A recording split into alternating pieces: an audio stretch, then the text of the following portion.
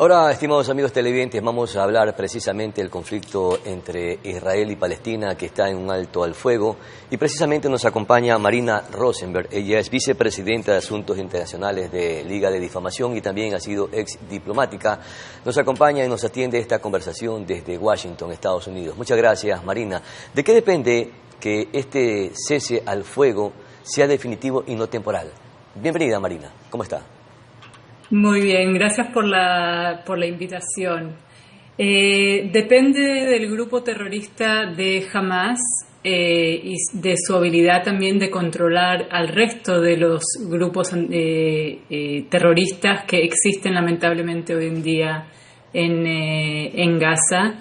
Creo que el presidente Trump, que acaba de asumir, va a poner mucha presión para que este cese de fuego continúe, pero primero, antes de tener esperanza que continúe y que sea un cese de fuego final, que termine la guerra, tenemos que esperar que realmente Hamas cumpla con sus deberes de acuerdo al acuerdo, que deje y que libere a todos los rehenes que están hoy en día en Gaza, y que pare con sus ataques en contra de ciudadanos israelíes.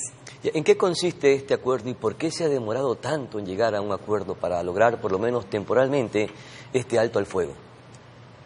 Bueno, quiero primero recordar que no estamos hablando de una guerra común, estamos hablando de una organización terrorista apoyada por el régimen islamista de Irán, que el 7 de octubre del 2023 atacó a ciudades, pueblos, aldeas israelíes, asesinando a ciudadanos israelíes, incluso bebés, niños y adultos mayores, tomando 250 personas como rehenes a Gaza, atacando mujeres jóvenes, atacando jóvenes que estaban en un festival de música. Así que no estamos hablando de una guerra entre dos países democráticos o no democráticos, sino en una guerra de defensa del Estado de Israel en contra de una organización terrorista que está muy bien financiada y armada. Y por eso es tan complejo llegar a acuerdos con este tipo de terroristas que cometieron la atrocidad más grande que el mundo judío ha visto desde el Holocausto. Claro, es una guerra histórica, una guerra cruenta que ha cobrado miles de vidas. Y, por ejemplo, el jefe del Estado Mayor de Israel, Herzi Halevi, informó que en estos más de 15 meses de conflicto, Marina, precisamente en Gaza, las fuerzas israelíes han eliminado unos 20.000 miembros de Hamas, incluyendo gran parte de su liderazgo militar. De confirmarse esto, ¿qué tan debilitado queda este grupo subversivo terrorista Hamas?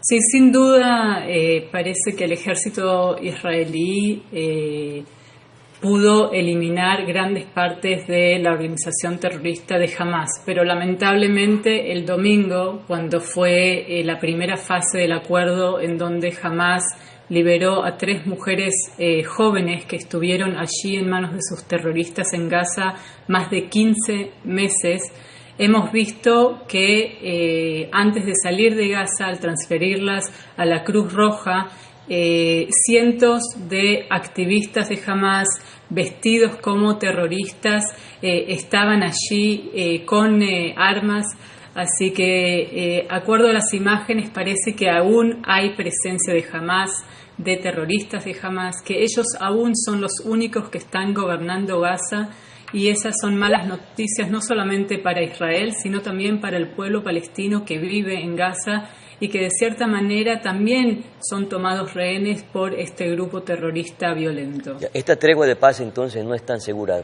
todavía. Lamentablemente no, siempre existe la esperanza.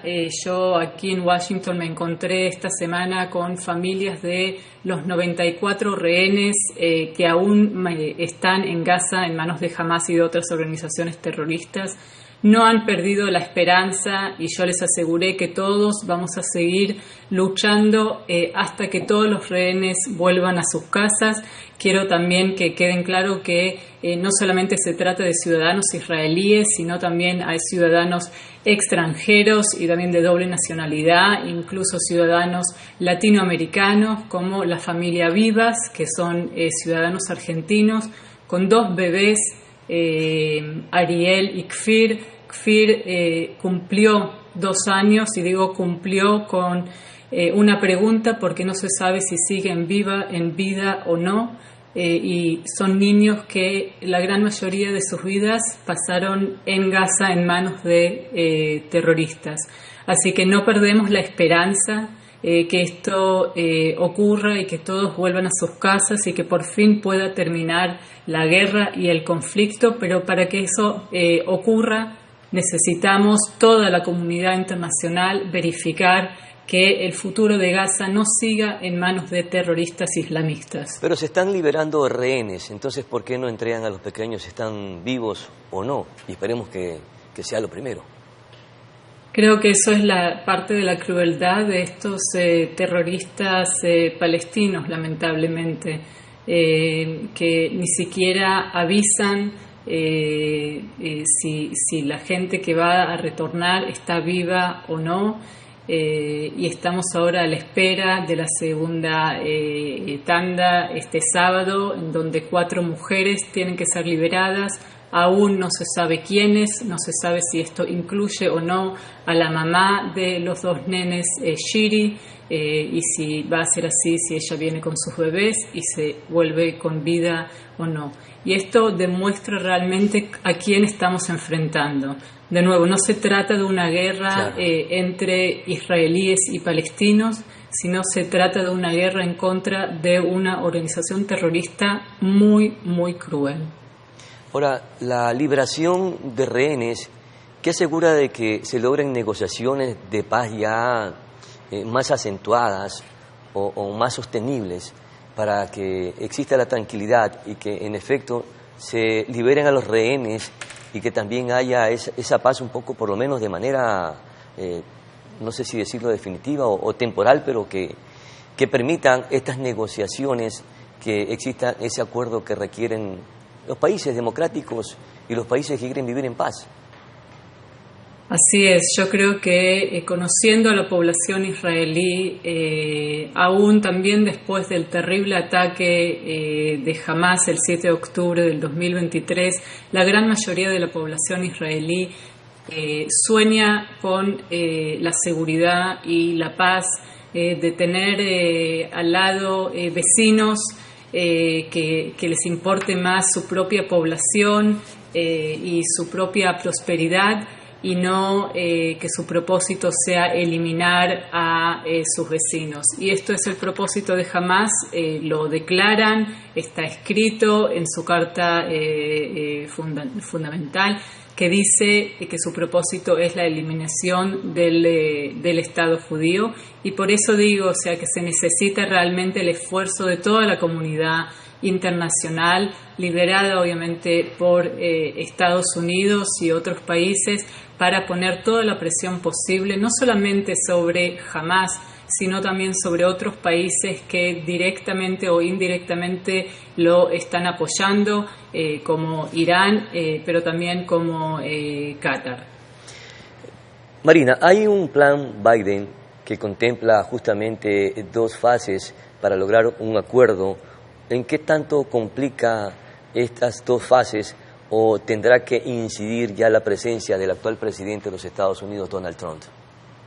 Bueno, este acuerdo que se ha llegado entre Israel y Hamas fue apoyado por los 2 presidentes, por el presidente Biden y su administración y por el nuevo presidente Trump, en una colaboración bastante única, yo diría.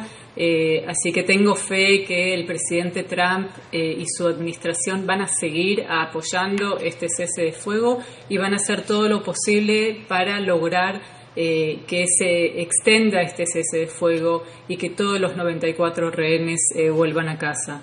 Pero también quiero mencionar algo bien importante.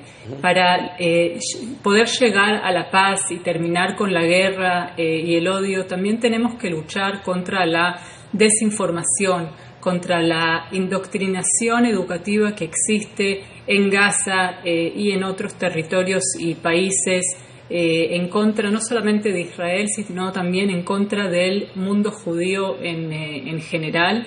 Y justamente una encuesta de la Liga Antidifamación que sacamos hace pocos días demuestra esta emergencia global de antisemitismo, de odio hacia los judíos que existe en todo el mundo, pero especialmente en países árabes del Medio Oriente.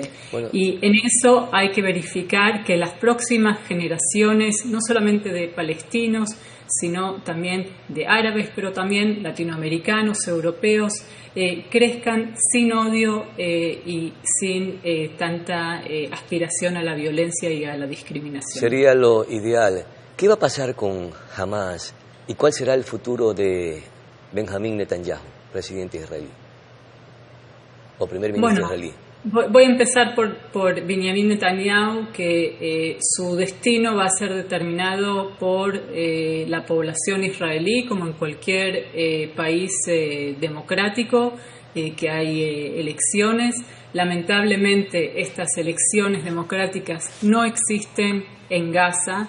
La última vez que hubo elecciones, no solamente en Gaza, sino también bajo la autoridad palestina, fueron hace más de 15 años, o ya casi 20, y no estamos hablando de un país democrático, pero sí creo que la población palestina, ojalá después de esta guerra que realmente también llevó mucha tragedia para el pueblo palestino en Gaza, que ellos mismos encuentren la fuerza para levantarse en contra de Hamas y buscar un futuro mejor para sus niños.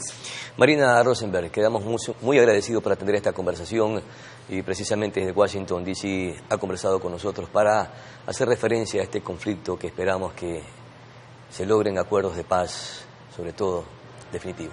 Pausa publicitaria, enseguida retornamos.